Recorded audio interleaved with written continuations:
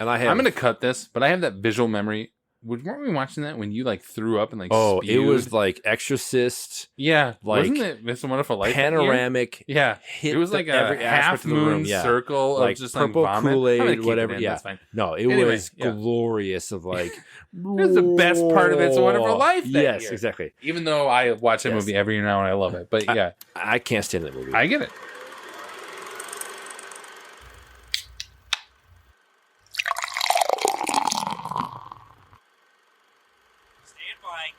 Stand by film. 5, stand by music. 4, stand by announce. 3, 2, 1. And fade up. Fish are friends, not food. Make it Centauri time.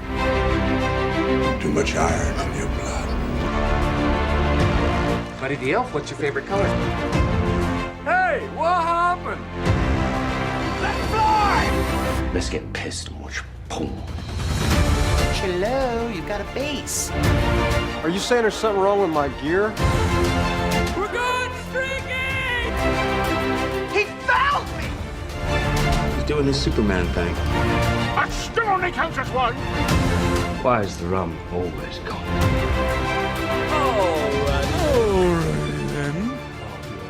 We'll get back to Yep. All right. Welcome, everyone, to a brand new episode of 20 Years, 4 Beers. We are a podcast dedicated to re-watching movies from 2 decades ago while simultaneously enjoying a minimum of 4 modern beers. My name is Steve, and this is my big brother, Tim. And we are coming to you from Minneapolis, Minnesota. We have just watched and recorded our episode on Finding Nemo, as 2 men of our age would do. Go check that one out. And as usual, we sit together afterwards and discuss another film over another beer. So we refer to these as our happy hour episodes. Hey, you guys. Happy hour is from 4 to 6. In this happy hour, we will be discussing a little known and little remembered movie. Probably not, actually. In Bruce Almighty. Bruce Almighty is the story, checks notes, of Bruce Nolan. A self-centered news reporter who is stuck in a rut at work, despite having a pretty good life going for him outside of the office. Bruce just doesn't see it, and after losing out to the narcissistic Evan for the upcoming lead anchor role, Bruce loses his cool and is fired from his job. At his lowest, he reaches out to God for help, just to find out that the response he gets is not the one he asked for. Bruce eventually meets God in person and is endowed with all of God's powers, within a small radius, of course, and proceeds to right all the perceived wrongs in his own life, but still cannot find the happiness he thought he was looking for. Predictably, everything goes off the rails, and in the end, Bruce must face the reality that the perfect life he thought he wanted may not be what he originally planned for. The film is directed by Tom Shadyac? I guess Shadyac? I don't even know. Change your last name to Smith, dude. The film is directed by Tom Shadyac, written by Steve Coren, Mark O'Keefe, and Steve Odekirk, and stars Jim Carrey, Morgan Freeman, Jennifer Aniston, Steve N. Carell. When it comes to the credits, it's Stephen Carell Changed it up, and Philip Baker Hall. The gloves are off, God. God has taken my bird and my bush. God is a mean kid with a magnifying glass. Smite me, O mighty smiter. Now, I'm not much for blaspheming, but that last one made me laugh. Are you spying on me? Who are you? I'm the one. Creator of the heavens and the earth. Alpha and Omega. Oh, I see where this is going. Bruce, I'm God. Bingo! Yahtzee! Is that your final answer? Our survey says God! Bing, bing, bing, bing, bing, bing, bing, bing. Well, it was nice to meet you, God. Thank you for the Grand Canyon, and good luck with the apocalypse. Oh, and by the way, you suck! Okay, how many fingers am I holding up? Now, Bruce, thou shalt not tempt the Lord. Hey, if you thy can't God. do it, man, that's cool. 3, 2, 4, 9, 6, 8, 1. Okay. How many now? 7. Aha!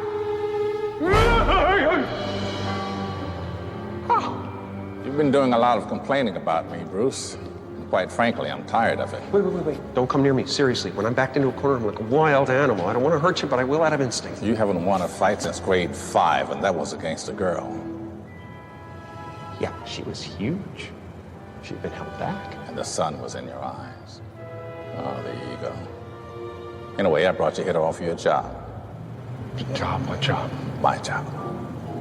You think you can do it better, so here's your chance. When you leave this building, you will be endowed with all my powers. Our first segment, as usual, is Drinking Buddies, Come on, not my fucking beer. where we present the 4 beers that we had, 2 for each of us, since we watched these separately, and give our expert drinking ratings. We will also talk about our upcoming beer as well. Tim, go right ahead. What do you got? I had Odell Brewing out of Fort Collins, Colorado. Their Mountain Standard, which we've had It is, and yeah. thoroughly enjoyed. Yeah. They now have an imperial version of a hazy IPA. Well, look at that. Was it still $8.99 for a 6-pack? It was part of a multi-pack. Oh, okay. All right. So I I don't appreciate that about the Mountain Standard. But Yes. Anyway. I love me some Mountain Standard. Yeah. It was a 4 for me. It's a very solid, like good imperial hazy IPA. Yeah. I don't know if I liked as much as the just standard Mountain Standard. Yeah. I feel like That's really those good. those mega macro brews, like Yeah. you kind of feel like that's why Mountain Standard was so good. It's Yes. like you're going to brew this good enough / good Yep. to great To make it beer work. for $9 for a 6-pack. Yes. Great. Like what's the other one they do? Hazy Little Thing, right? Yes. Or no, is that? No, that's California, Sierra Nevada. Yeah, Sierra Nevada. Yes. Excuse me. Yep. Similar idea. Yeah. Though. Yep. Their Tree Shaker is another one for Odell. Oh, that's Stop good. it. I know. If only the peach. Peach. Oh, God. White whale. God damn it. And then I had Milk and Honey cider out of St. Joseph. Sure. Their Cider of the Woods, which is a bourbon barrel aged cider. Holy shnikes, dude. Have you been there? I have not. You've got their stuff. I've got their stuff. I got to get up there. Yeah. It's definitely something I want to bring the dog and the family. Like, here's a great space. Fuck and like, them. head up. Let's Yeah. go. It's Mother's Day weekend tomorrow. To Hey, the honey. car. To the Kia Sorrento. It was a 4.25 for me. It's very solid. And the best part is it's like 6.5%, which I love that type of sometimes ciders where it's like, I don't have to like, get it. Wow. You're liking the beer now. No, or it's you're, fine. It's fine. impacted by it. Anyway, it was very, very good. So it was especially one off that I'm like, Yeah. I liked it a lot. What'd you have? Well, I had 2 buddies from Chanhassen, Minnesota breweries, not necessarily a hot spot, and rightfully not viewed as such. Chan happening. So I had from Hackamore Brewing Company, their Give It a Little Tappy Hazy Double IPA. So Hackamore, it has Golf Simulator in their place, and so some of their beers have a golf. So obviously you have a Happy Gilmore reference. Gotcha. There. Okay. So they're Give It a Little Tappy Hazy Double IPA. So I actually think my rating here is largely due to the fact that this is a very new brewery. They've opened in the last month or 2. And often newer breweries suck for at least the first year. Totally. Very solid double IPA and a hazy one at that. I have a 4.25 out of 5. The hard part is if I were to send somebody there saying it's a 4.25 out of 5, my perspective is as such. So Sure. you might think 3.75 out of 4. But even still, it was very solid of a hazy double IPA. And then out of Chanhassen Brewing Company, one that has been unimpressive at best. I think I had 1 or 2 of theirs previously on Happy Hours. I had their Prickly Pear Sour.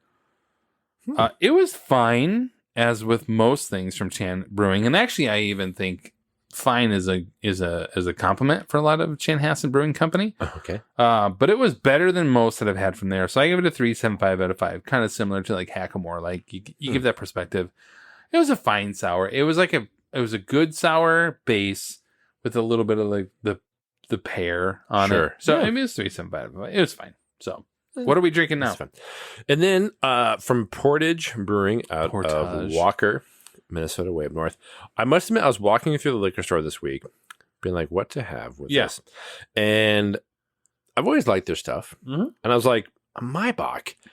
I have been not a had while. so it's Mira Yeah. Maibach, and I remember having this quite some time ago. Like This actual beer? not or- this one, but like the style. Oh, sure. Yeah. It's hard to make. It's not a very popular style. Nope. Pretty that rare. comes out like spring, late spring, early summer type of Yeah. thing. And I was like, you know what? We're having a bit of a throwback F it. for that, so I'm gonna try it.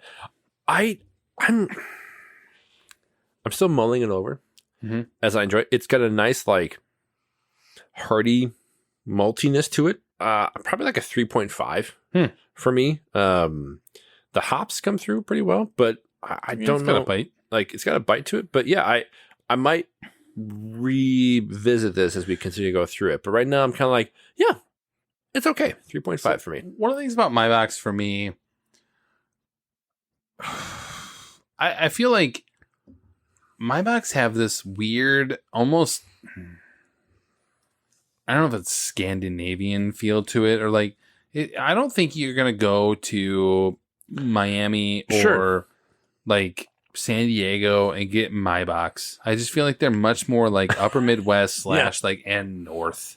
Like, I don't, I've emerged from my yeah. winter slumber. I feel like I like this better. So I guess what I'm saying is I like this better than most Oktoberfests or most I'll brown give you that. ales Yep. or like, so like I like Maibach as a style. Yeah. When they're like this. So I have a 3.75 out of 5, and maybe it gets a little bit better or worse. We'll find out. But like the malt is a good balance. It is. And I think a lot of Oktoberfests are almost too malty or Yep. too, was it Maison? Maison? Yep. Yeah. It's just like too much. Brown ales can be just a little bit too like bleh. Yeah. So I think it's a nice mixture between the two. So I like it. It's really good. My reaction when you saw it was more like, I haven't had a Maibach in a while. And Right? so I was like, oh, I remember this. This Like, is what hello, this is. old It's like friend. that's actually a great comparison. It's like a spring Oktoberfest. Yeah, it's better than an Oktoberfest. There are a few Oktoberfests that I Marzen. seek out. Marzen. Yeah, Yes. I said Maison. Yes. Yep. Yeah, I agree. There's few that I seek out because of the style of it. But But there's like, few Maibachs I ever Yeah. seek out. But I Like do feel like, I bet if you go south of like Iowa, the Mason-Dixon line. well, the very south, you're just not going to find a lot of Maibachs out there. right? So yeah, I'm yeah. Well, we might revisit We'll see it. what we get. Yeah. yeah. Cool. Our next segment then is the social network, If you guys were the inventors of Facebook, you'd have invented Facebook. where we, the global we, take a look back at the critical and fan reception from 20 years ago. Although I will say I did at least have some sort of thing that I randomly remembered from Finding Nemo and Jeff Strickler in Star Tribune. I don't remember. I don't know why that pissed me off so bad, but it stuck with me for 20 years. As usual, Tim is nice enough to research these, so please take it away, Tim. Sometimes triggering things just have a dormancy Freaking to Jeff it. So, Strickler. IMDb rating is 6.8 out of 10. Peter Bradshaw of The Guardian said Bruce Almighty has some very funny moments and lines in its first act, but then jettisons the comedy in favor of a self-important, deadly serious yet underwhelming feel-good ending. Michael O'Sullivan. Michael O'Sullivan? Yes. Ah, One of the best Oh, yeah. Irish names I've ever Potato heard. bacon soup. Oh, the Washington Post. Yeah. Said Jim Carrey is so gifted a physical comedian that even mediocre material shines in his talented hands. Come on, Michael. Roger Ebert. Care to guess what he gave out of this? I have 3.5 out of 4. 3 out of 4. Okay, yeah. Yeah. I feel like it's higher than... He said, whether Bruce Almighty is theologically sound, I will leave to the better... Theologically sound? I will leave to the better qualified. Good Lord. But he said, yet the film is a charmer and had me laughing loudly at times. It's the kind of movie where the protagonist learns that while he may not ever make a very good God, the experience may indeed make him a better human. And Academy Awards that year? None. For yeah, as with most Jim Carrey films. Surprisingly, none. So, I mean, 6.8 out of 10, right? yeah, That's low. it is. That's low. To me, like, I understand 8.2 was... Yes. I'm Nemo. not comparing Nemo to this. They're very different films. Yeah, I'm like, whoa. But this is my still a Bach has gone to your head. positive film, and you just kind of go, but we'll get into more themes that maybe there's such divisive themes in this movie, probably. Yep. All right, well, with the beers and reviews out of the way, that brings us to Spotlight. They knew, and they let it happen. Our reaction segment where we highlight and discuss our top takeaways of any kind from rewatching the film. I mean, I have way more reaction to this than I do probably Nemo in terms of like a thoughtful reaction. Sure. Whereas Nemo was much more of an emotional reaction, like sort of as we go through it. Sure. Because I've had a lot of years to think about this movie in terms of, well, it's just like, I don't know. But I'm going to let you go first, actually. On this one. The word you said before about the beer you were talking about was literally what I wrote here for my first point was I have not seen Bruce Almighty probably since when it first came out. I had to talk you into putting this on this year, right? You did. Yeah. Yep. You did. Yep. And I'm perfectly okay with it. Like, it was like, oh, it's fine for me. I must say, I don't know that it, or I can't tell what kind of movie it wants to be. Okay. It clearly wants to loosely tell a parable similar to It's a Wonderful Life. Sure. Even including a scene from it as like a wink, wink. Yeah. Here, like, what do you want? We're trying the moon? Yes, the last of the moon and bring it back, which he does earlier. But I found it together overall just okay. And I don't know that I want to be clear. That's not a criticism. Sure. Of the movie, because I knew in many ways that's what I was getting into. Yep. That a movie like this with Jim Carrey was going to be one that I have very little expectations of. It's going to be fine. Moments of hilarity, and there are indeed some. There are, yeah. So yeah, I find it to be one that it was one that I'm honestly happy we watched again, because I was very dismissive. I'm like, really? Okay, yeah, we'll watch it. But it was okay for me. It was just fine. So I'm very honestly curious about the thoughts you've talked about with Fred. All right, so first off, I really enjoy. So Tom Shadyac he's got Ace Ventura 1. And this is what cracks me up about, yes. So like the Metacritic score is 37 of Ace Ventura. Okay. And Bruce Almighty is 46. And he also did Liar Liar, which is 70, Nutty Professor.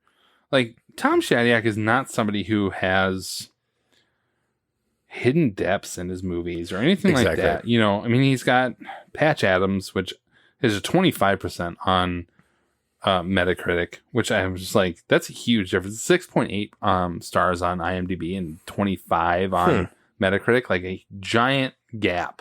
Yeah. Because I think Shadyac is known for, in his more heavy-ish roles, to be a little more heavy-handed, a little more like, oh, I'm gonna, especially Patch Adams. Oh my gosh, especially Patch Adams. Yeah, it's just like, and I like that movie, but it's just like, hello, like you just get beaten over the head with that. And one of the things I like about this, so for me, I enjoy that the visual cues set forth by Shadyac and the team, it gives us perspective that Bruce just does not have right away. There are visual cues in this as he complains about his life. He whines about work while looking at photos with a beautiful girlfriend, and they're looking at their life, and I just want to look at that, and he can't even see that all she wants to do is like, hey, let's look at this, let's fill this photo album, He's late for work, and he's complaining while a guy is literally being gurneyed next to his car. Like he's like, oh great, this is my life, and meanwhile a guy is like dying on a gurney next to him. There's blatant visual cues in the car while he's at his lowest, and there's literally like signs being thrown at him. Like it's just right in front of him. Yep. Maybe that's a little bit heavy-handed, but I think they're cheesy to a point, but they're not force-fed on us. Like even the gurney is really quick. Like just, blink and you miss it kind of a thing. Yep. I like the visual cues in this. I think it's a really great way to avoid too much of a Patch Adams style heavy-handed emotional, like schmaltz. You have to feel this because I'm just spoon feeding you this. Just like, here you go. You said it, schmaltz.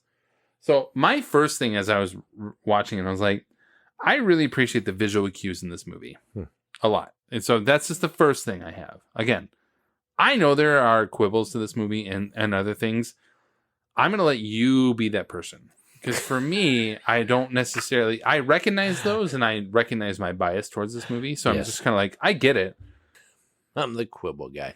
No, I... to a certain extent. Well, I agree. And there's times where I feel like it's appropriate. But for this movie, I don't know that I have, like, quibbles per se. But it's one of those things of... Again, you said it's fine.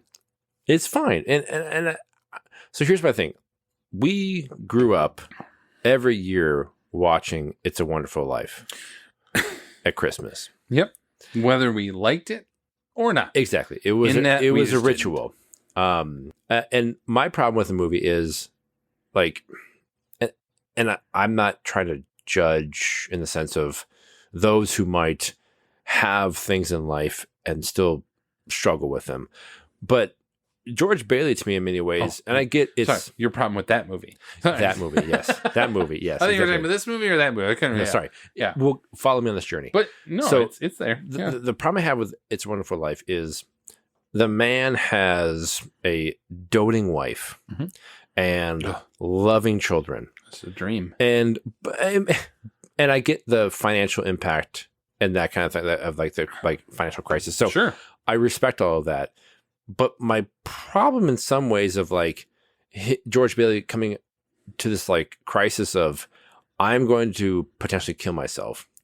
And then whatever the angel's name is, like Clarence, thank you. Come on. I was going to say Clarence. Samsonite way Clarence. And it's proof like to me it's like you have a great life. And so I have a major problem with that. What I do like somewhat of a comparative standpoint to something like Bruce Almighty is he is a selfish dick. Yep. And completely self-centered and only focused on all these things about the martyr complex of woe is me, woe is me, woe is me. And it works for a film like this where it doesn't work in many ways if the person has maybe some slight quibbles with life or whatever it is, where he would be so probably believing in his own grandiosity. Like, I oh my gosh, I'm going to take on these things that God may very well say, you know what? You're the one I'm going to work with because you are the most ripe for this type of conversion. No pun intended. But like, it doesn't work if it's just kind of like a small adjustment. And that's where I feel like the detriment in many ways, or the detraction I have with It's a Wonderful Life is, George Bailey has an epiphany of, oh, the wonderful wife and kids I have are indeed great. Like, oh, thanks, George. I think this was trying to kind of emulate much of that. And I do have actually some of the credit for this movie of not having it be a similar type of small adjustment. Like, Bruce is in many ways super unforgiving as a character. We're like, this guy's freaking grating and annoying because he's so everything. Like he steps in a puddle. Oh, like all the slights and, arrows of the world.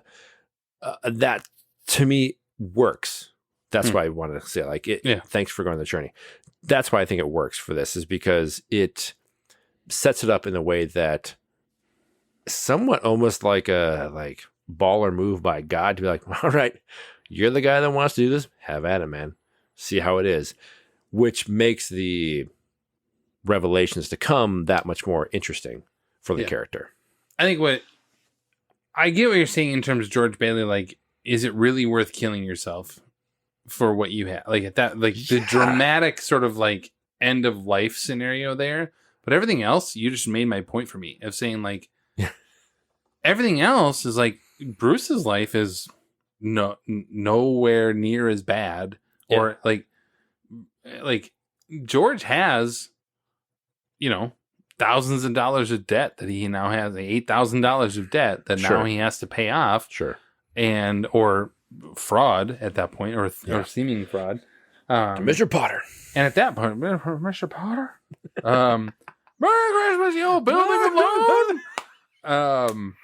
And it is like especially when you think about it at the time, I could kind of get there for George But like the life that they're not paying attention to is not dissimilar, minus the kids. But like, so I guess for me, going back to your point about like him being self-centered, my next point really is that Bruce is a self-centered ass. And if you want to talk about really the difference between, say, like It's a Wonderful Life and this, is that, he is not as self-centered of an ass as Evan Baxter is. And I think where this movie, because this movie gives it, now I know Mr. Potter is in It's a Wonderful Life, but we're talking about a rich asshole, whatever. That is they're not tycoon, comparable. Yes. Evan, I think having such a narcissistic, and that's the word you're not using about, Key did not use that about Bruce. True. Is that having such a narcissistic asshole like Evan around helps a lot in making sure that we empathize to an extent with Bruce. Yes. Because he is not hateful. He's not willing to step over or stomp on anyone to improve his own situation. Yep. I think he's just been sold that his life would be better if he were an anchor. Like it's just, I would be this. And George Bailey, same way. My life would be better if this, right? Evan helps us to get that Bruce is likely more of a product of his environment or his past, or people just like boosting him up over the years. He means well, but he's just bad at being a human being first, initially. Yep. And I think the biggest point for Bruce in this movie is that he is not irredeemable. Yeah. And that is all of us, right? Like it's just you feel, and so they do a great job in this movie of making sure, how do you get this guy who's a self-centered ass and who's got Jennifer effing Aniston as his girlfriend in his late 30s? Yes. I'm 41, man. I'd take half of that. I would take half of that. You know, I'm just saying, like, give me a break, man. Check, like, please. Yes. Right. And just go, like, how am I going to feel sorry for you because your dog pees on the couch or whatever, like on the chair. Ottoman. So, chair, yes. They do a really good job, to me, of giving us somebody else who is similar, but just enough of a narcissist that you're like, oh, I don't want to root for Evan, and now I'm going to root for Bruce. There's a wonderful, like, kind of foil aspect to it. Sure. Like, that could be how bad it could be. Yeah. Like, I wouldn't, if they had made him like Evan, I'd be like, I don't want to root for Evan. Yes. Like, now, granted, Evan Almighty, which comes out later, I get, but Evan has changed in his, you know, but in this movie, Evan's not a nice dude. No. Like, he's just not. No, and that scene in the room together, like kind of like they're talking about different stories. Yeah, it's definitely like, oh, we're gonna paint this guy as like you're the jerk. Yeah. Oh, and when then he steals his metaphor about the Yes. cookie versus he's like a recipe or whatever. Oh, and with just the glorious, one of my all-time favorite, like, I quit scenes, even though I wasn't quit. Oh my gosh, yes. I don't know if that's on your list or not. It's not even on mine. I'm Bruce Nolan for Eyewitness News. Back to you, f***ers. It's just great. Like, yeah. Back to you, effers. Effers, yeah. It's like blammo. Oh, man. The look on Carrie's face is just perfect. So let's talk about. Oh, So God. Jim Carrey, he's one of the notes I had. So Yeah. clearly he has always done well with like larger than life characters. Oh, yeah. Where he can swing for the fences and has zero kind of shame or ego involved. Where he like is just loves the aspect of like, acting, like he lives for it, which is great. Yeah. What I do appreciate for him, however, in this kind of part of his career was, there was the Mystic. Not Mystic. What's the movie one that he did with Darabont? Majestic. Oh, the Majestic. Yeah, Sorry. yeah. Yep. That's different. Which actually I think I enjoy the movie a lot, but it's well done. That movie suffered from the weight of expectations with Darabont. I agree. Yep. But like you think about, he always had that aspect where, and we'll talk about later this year when we do a throwback to Truman Show. But yes, like damn right. Jim Carrey is able to pretty effortlessly blend all these kind of comedic, over the top, And then like moments of like weight and pathos and kind of human connection and empathy that I always felt like he was really adept at. Yep. And it's a good credit to him. Where Yep. something like this, where arguably it's like a religious parable, and you would think, really, like a guy that's from like, you know, Ace Ventura doing this. Mhm. So I do value what he brought to it, and he does a good job with like once he has the powers Mhm. of God, being like, you know, it never felt like it would become dangerous, No. which is nice. Where it's not like, Yeah. oh boy, we like it can go really sideways fast, but he just was like, what can I do? Like the simple Mhm. things of like blowing some woman's skirt up or clearing traffic or things They you're like, saw, and it was good. and it was good. Yeah. And so you're like, oh, because they had established a character of like being so self-serving, but not evil or not like, or more like bad, like back or Evan was. Yeah, So he didn't win. Yes. Again, he didn't win the lottery. Yeah. He didn't True. give himself all the money. Yep. Yeah. So yeah, I think it worked for someone like Jim Carrey in this role. That I did appreciate. Who is a person of faith, by the way? So I think he's a Christian, and so Yeah. I mean, I don't want to say person of faith isn't there's only one faith because there's multiple. Sure. In this particular movie, it's a Christian faith movie, and so Yeah. like, I think he had that background. I'm gonna get there in a minute, but I will say, like, I think the twist, which is so to speak a twist, of him hearing the prayers of all those in his immediate area. Yes. Not everyone on earth, of course. And him having that burden is really key to the story here. Yep. It's not because for me, it's not about him. It's not about him and Grace, his girlfriend or whatever, which, I mean, hello, naming. I know. On the nose. Yeah. It's not about him. It's not about that. It's like, and all of a sudden, it's like, here's my powers. And so for a little bit, he does what most of us would probably do. And I think that's where it comes back to the relatability of this. Like, if you were to be like a genie for a day or a god for a day, you would help yourself first. Almost all of us would help ourselves first. Yes. Whatever that list is, we would clear that up first and be like, okay, now I can help everyone else. Yeah. I love that twist of now all of a sudden he does his own thing, but then like a day or two later or whatever, it's like he starts hearing these voices in his head and he's got the emails and that whole, the generationally speaking, the Yahweh versus Yahoo, like the Yahweh. Yes. It's like anyone who's of that age is like, it's hilarious. It's just funny. Yes. But I think that shift in this story that just says it's not even about the world. It's about Bruce. You're walking through this world. You've got a good life, but you're ignoring all the people just in your own little circle that need help or need whatever. Yes.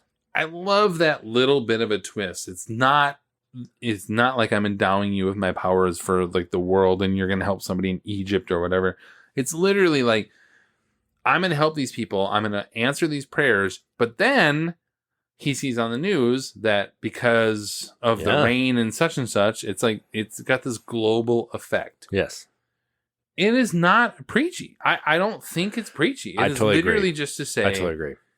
Your world around you is important, but it is a part of the world as a whole. Yeah. So I do feel like Jennifer Aniston is a bit underused. Sure. In this. Yep. And I don't know that it's a reflection of her, certainly. It's just It's the more poor reflection writing. on you have Jim Carrey in a movie, so you have to have like you 80% have of it being him. Exactly. So she's kind of overlooked and unappreciated as a kind of like the long-suffering girlfriend. And, Sure. But I do agree that to the point you mentioned with her, even though it's like some kind of a weird voyeur stalker element to it in terms of like reading her emails. We all have those days, Tim. Of her prayers. But I did really appreciate and was surprisingly moved, I would say, in a small way, by when her prayer is like, I don't want to feel like this anymore. And I want to be done with this love I have for this person I've had for so long. I resonated with that very well. It was definitely like it hit me hard. Yeah, Yep. I was like, wow, this is like, I understand. not like kind of like a high level, like, but her seeking support in that way, and Jim Carrey's reaction to it. Like, I was like, okay, this is not just some like fun lark thing. It has some weight to it. It could have been this hugely misogynist, like male. Oh, I'm gonna do whatever. Yeah, and yeah, like what women want type of thing. Of I know your thoughts and I can work with it. Like, yeah. Not saying movie. I'm saying like, it could have been much like more a stalker. misogynist. Yeah. Yep. Yes. So that's one thing.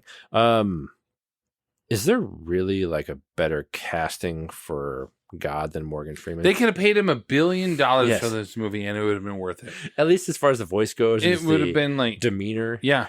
Yes. Everyone assumes that when I die, and if I go to heaven / the pearly gates, and that exists, it's going to be Morgan Freeman's voice, right? Right.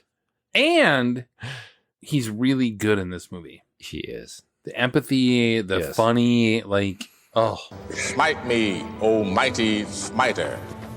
Now, I'm not much for blaspheming, but that last one made me laugh. I bet you haven't seen Dear God with George Burns. I have not. Right. It's the only other comparison to this. Like, bring me a comedy version of God. And I love that. I love that version because that's the God that like I envision. I don't want the serious God. I want the one who can tell a damn joke along the way and have some fun and joke about the clapper and like it is just funny. Yes. Anyway, sorry about Morgan Freeman. Well, and I just think he lends a inherent gravitas to that type of role, but then handles the lighthearted stuff as well. Like you have to in no way experience a similar kind of like toe-to-toe with Jim Carrey. Like, no, he's unto himself. Yeah. But I will hold this position as a straight deity and to the man. But even the little thing of like when they get done mopping, he's like, all righty. I love that moment. It's like a lie. Like I forgot about that. Like, gosh, that's great. Oh, so good. When he's like, clear, and he like hits him. Oh, yeah, and he's got these great moments. And he's only in like 4 or 5 scenes overall. Yes. Oh, man, so good. So I know you have one final thing, but Steve Carell, Steven. Yes, sorry. Casting wise, the time Stephen Carell. Obviously, he's become a huge movie star, TV star. Like so. Yep. There's no doubt of that. Yeah. I did forget how much of an impact he has with such a small role. Yeah. Yep. That when he does the like kind of being controlled by Bruce. Oh yeah. To make a mess up on babble, TV. like yes. How do you effectively do that? He's so freaking good. I tried to find out which came first, his or like was it him? And then Carrey did his little like cutscenes with like the keyboard thing that he was doing with his hands or whatever. But I'm pretty sure it was. I'm guessing it was just Carell. And he's got that laugh. Yes, and you think about like Steve Carell after this did Anchorman. Yeah, a couple years later. Brick Tamlin's so great.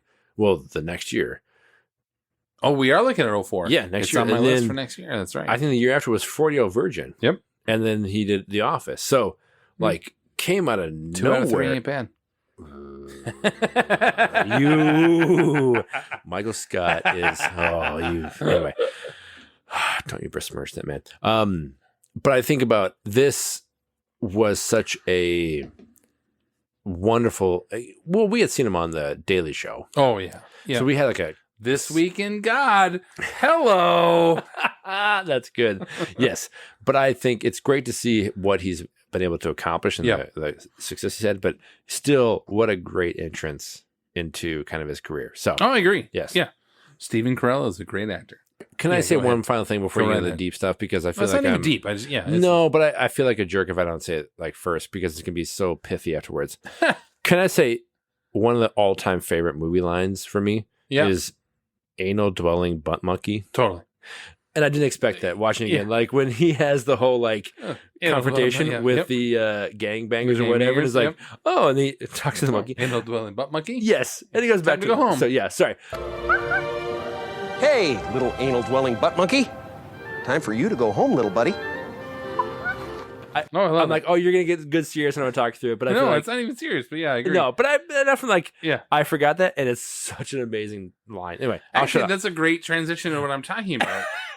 believe it or not. Please go on. No, to me, so again, faith talk alert. Like, to me, this is exactly, so for those of us who have wanted to write movies or wanted to write or whatever, Sure. this is exactly how to write a movie around faith, specifically here with Christianity. I don't care what faith you have. It just doesn't, it doesn't matter. Virtually all of them, these faith-based movies, are either too dramatic, Passion of the Christ being the example, although from a filmmaking standpoint, you have to appreciate it. But either way, just too dramatic, over the top, or too poorly made or cheesy. They're faith-based films, like Facing the Giants and that whole series of films. I get that they fulfill their purpose. I get it.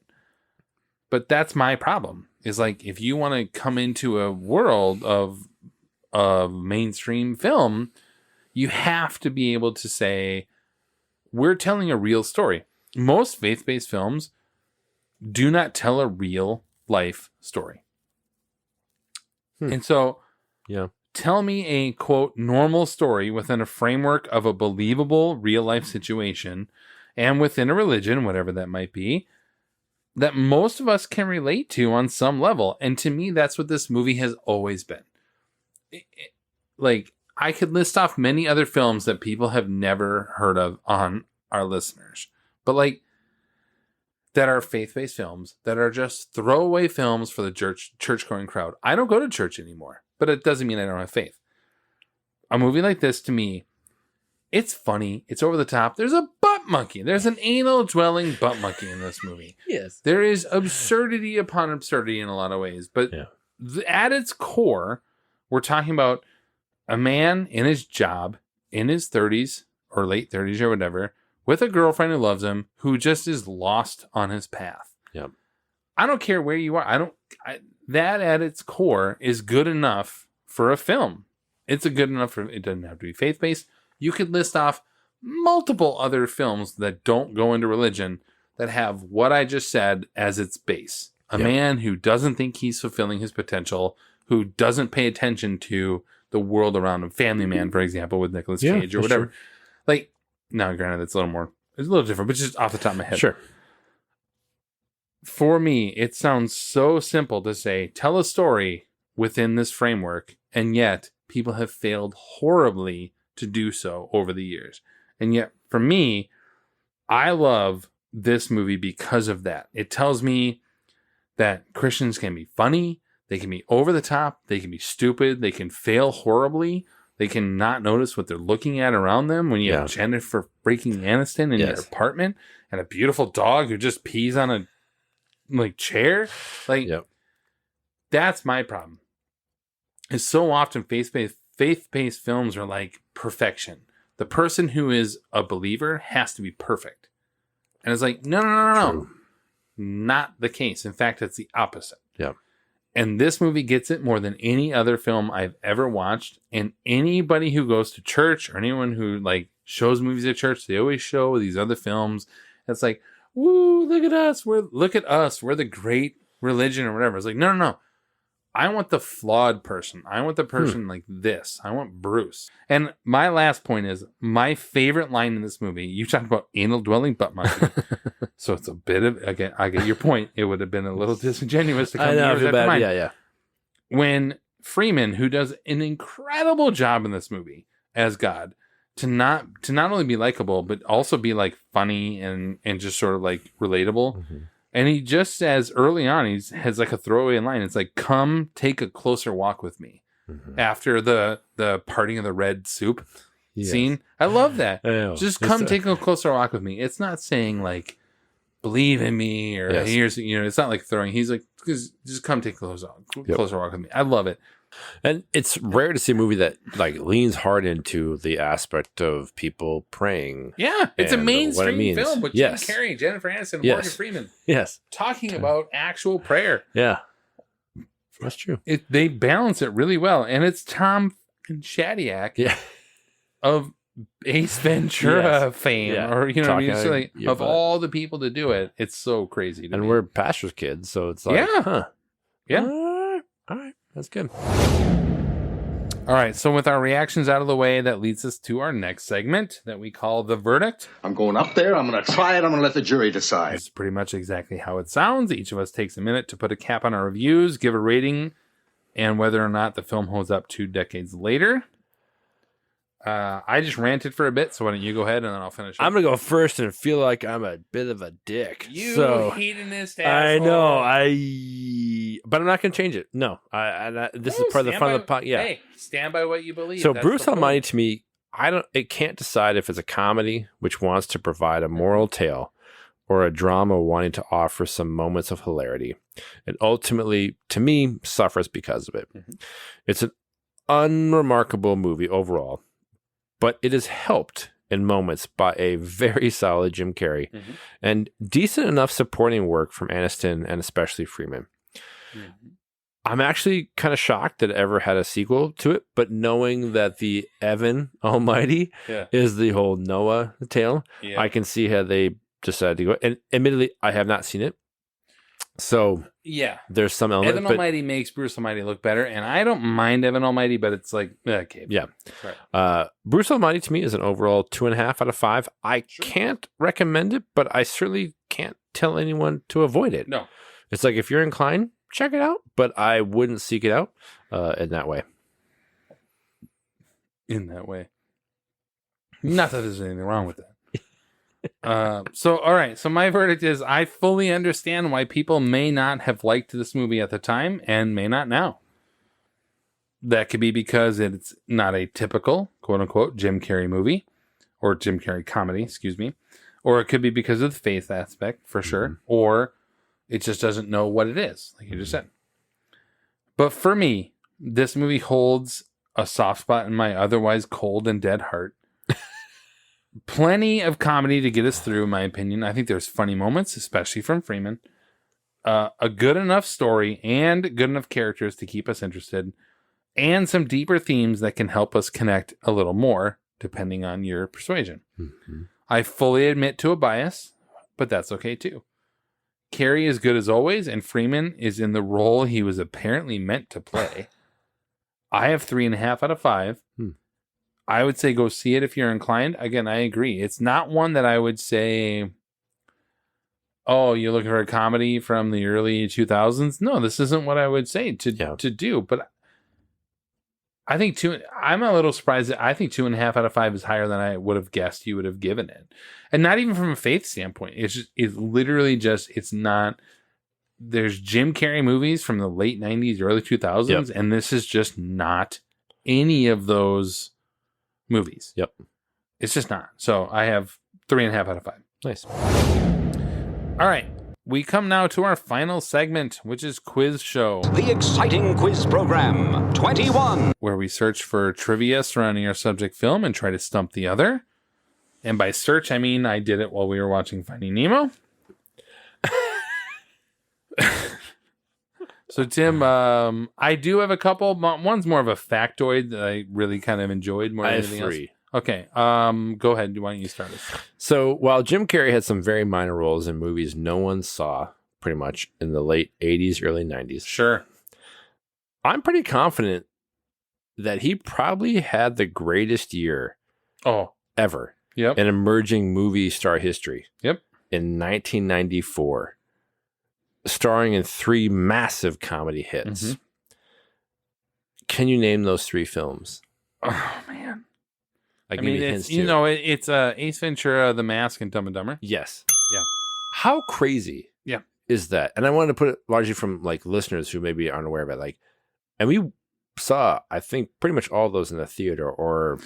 So The Mask, we saw, I don't know if you remember this. In Michigan. We saw it in Michigan. Yes. Yeah. At Cran Hill Ranch. Yes. Where we had the flat Jolly Ranchers, which don't exist anymore. I know. Why would they get rid of them? Anyway, Ace Ventura, and then Dumb Ace and Ventura, Dumber. Those Rocky Mountains. The Mask, like, what a crazy...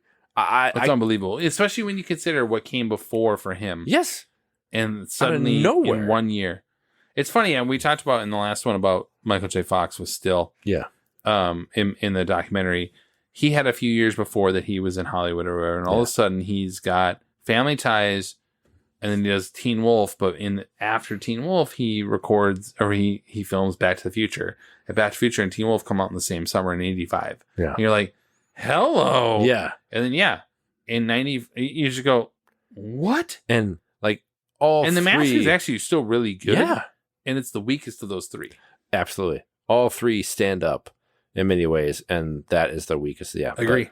What a great there you go entrance. All right, that's what I got. I have pretty weak trivia, so I'm gonna bomb it. Damn it! No, it's fine. So Jim Carrey does a pretty dead-on impersonation of Clint Eastwood in this film, and he's always been good at that anyway. Carrey actually had small parts in 2 Eastwood films in the 80s. One of which I knew, and the other one I didn't. I will admit.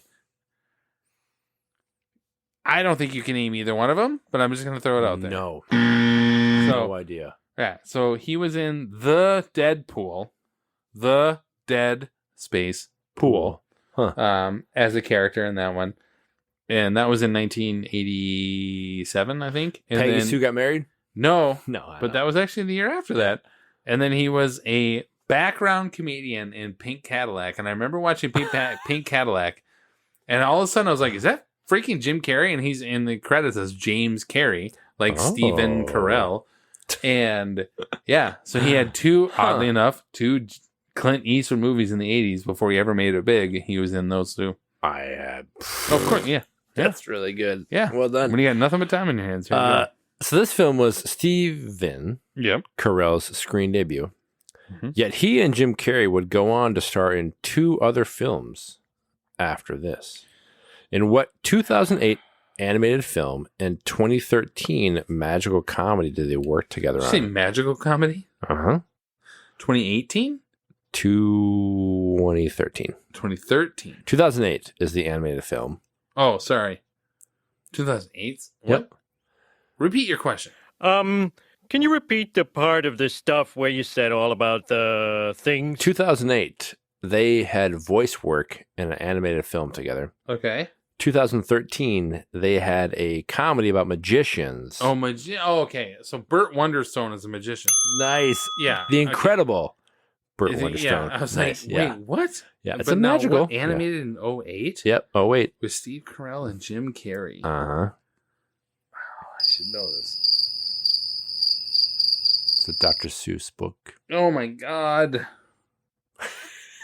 I'm like sitting here like picturing it in my head. With an elephant? Yeah, I know. I'm just, what the frick is the elephant? Like, because I keep thinking of the Lorax, and I know it's not that, but I was just like, what is it? Horton, here's a Horton, who. here's a who. Yes. Yeah. You blew it! Damn it. I should have gotten that one. Yeah, pretty good. I didn't think you'd get the incredible Burt Wonderstone. Jesus. I've never seen that or heard Oh, of really? it. No. I mean, it's terrible, but I yeah. imagine because I've never heard of it. Exactly. Oh, really? No. Well, I should say, You've heard of I've it. heard of it in Yeah. the sense of like, that's a thing that exists. But anyway. There you go. All right, so... All right, the monkey that comes out of the guy's butt. Hey, little anal-dwelling butt monkey. The anal-dwelling butt monkey yes. actually starred alongside Jennifer Aniston and Jim Carrey previously. Do you have this? No, I don't. So that monkey has starred alongside Jennifer Aniston and Jim Carrey previously. Do you care to guess which I mean, projects? in Friends. Friends. He's 'Cause, Marcel the yeah, monkey. yes. Yep. I mean, Ace Ventura When Nature Calls. Yeah, both of them. Yes. Actually. The monkey's actually in both of them. But Oh, yes. nice. Yeah. So Yes. whatever that monkey's name is in real life, I didn't look it up, but yes. Marcel Wow. and then anal dwelling butt monkey. That's so good. So Jennifer Aniston clearly has an amazing movie and television career. Sure. Very well recognized. Another person who has starred. Damn it. I thought you were going to talk to me about Leprechaun. No. Leprechaun. She was in Leprechaun. Yeah, that's All what right, it's going to be. Another yeah. person. Sorry. Another person who has started to emerge as a television superstar is our wonderful fan, or like just Ted Lasso, Sure. Mr. Jason Sudeikis. Yep. Those two have starred in many films together, Care to guess how many films they've starred together? And can you name, and I'll give you hints, them? Well, We're the Millers is one of them. Yep. Starring Will Poulter of Guardians Volume of the Galaxy 3. 3. Yeah. 1 and 2, I guess, technically. He was at the end. True. Office Christmas Party? That's Jason Bateman. And Bateman. Yeah, Yep. yeah. You never know when Sudeikis shows up, though. That's the problem. I know. I guess. But you're close. Yeah. He's also in two other ones. Horrible Bosses. Yep. And 2, I guess. Yes. Yeah, that's 3. Yep. You're there. How many? We got 3? You got 3 out of 5? 5. Oh, my God. Sudeikis and Aniston. Oh.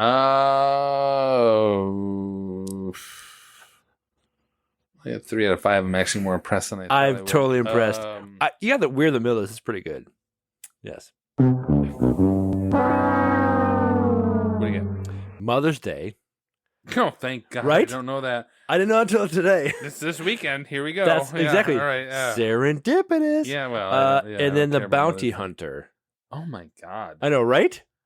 I'm glad I got those. I know. I was like, those two. I'm like, the other 2. Yeah. I all don't right. know those. Yeah.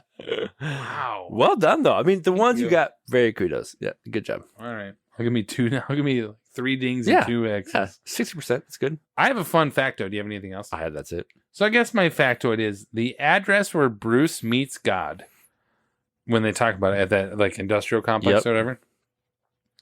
And they say it is 77256 23rd Street in Buffalo. Yep.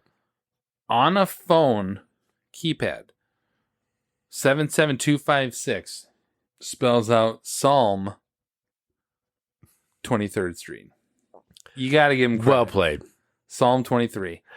And yeah, well played. I was like, oh, Yep. okay, all right. I mean, like, we want to talk about Pixar and their attention to detail, and We do, I'm yep. saying, like, yeah, come on, like, yeah, 77256, Well Psalm done. 23, like, okay, Yes. I mean, you gotta give him credit. Yep. You I gotta will. give it, and That's plus good. a pager. What's a pager? A pager. Literally today, my kid asked me, "What's a pager?" because he saw it on some TikTok Yes. thing, and I was like, how do I explain this anymore? Right? Like, I just don't even know how to page me. Beat me. Yeah. Like, I did, and it was fine, but like, okay. Side note, I do want to watch this because there's a new movie called Blackberry out about the rise and fall of the Looks really Blackberry. cool. Yeah, it looks really cool, and I Yes. want to find it soon Yes. because it's out there. We might talk about this soon. All right. Anyway. Yeah, we'll check it out. All right, well, that brings us to the end of our happy hour episode on Bruce Almighty. If you haven't already, please go back and listen to our previous episodes, all featured on your favorite streaming platform. And stay tuned for our next episodes on, I didn't update it, this. 28 days. 28 Days Later and Whale Rider. There you go. There we go. We want to say thank you for taking the time to listen and for clicking that like or subscribe button on your devices. Find us on Twitter at years_beers and on Facebook, or head to 20years4beers.com. This has been 20 Years 4 Beers. My name is Steve. I'm Tim. And thanks for listening. Thank you. Where we had the yeah. flat Jolly Ranchers, which Yes. don't exist anymore. I know. Why would they get rid of him? He is a selfish dick. Merry Christmas, you building alone. White whale. God damn it. Yo, wee.